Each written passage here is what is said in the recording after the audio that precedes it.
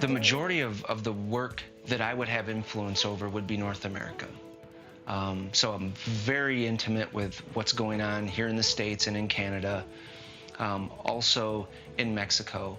We don't have a huge rigid plastics presence in Europe, but anytime a team like Powerade, who we're working with currently, or Minute Maid, we just launched that new bottle with them. Anytime a brand team or a packaging development team comes in, even if they're from North America, when we come in to work on a package, those are global brands. Those are global billion-dollar brands for Coke. So anything they do in the United States, they're already thinking about this is going to be in Europe eventually.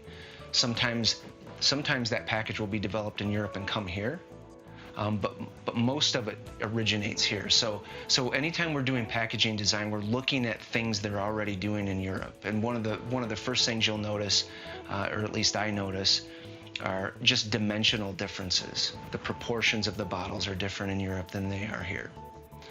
So there's a good example of when you launch in Europe, knowing that their infrastructure for handling bottles is going to be different than it is here in the States. A lot of our assets that we use in bottling go all the way back to the can days. So when you look at the proportions of a bottle, the diameters are very similar to a soup can because those assets go back to the 1800s. We still have those.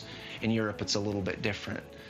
We hot fill products here in the States, they use aseptic in Europe. So all of these differences all go into the way a product looks, even to the consumer. So boxing up Coca-Cola here in the States and sending it to Europe is going to be foreign to them, just because, I mean, right down to the package itself is going to feel different in their hand. The product's going to taste different, all of those things. So there's a technical piece of it, which would be, for instance, your ingredients or your packaging or that sort of thing. So there's a technical piece of it where you can get the technical expertise from whatever region you're hoping to launch in.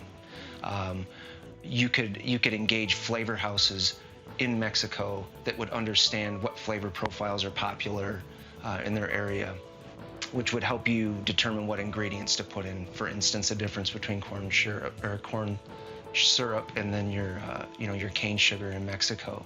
But as far as connecting with the culture, a lot of that comes from just finding whatever demographic they're hoping to connect with, is just engaging that group of people.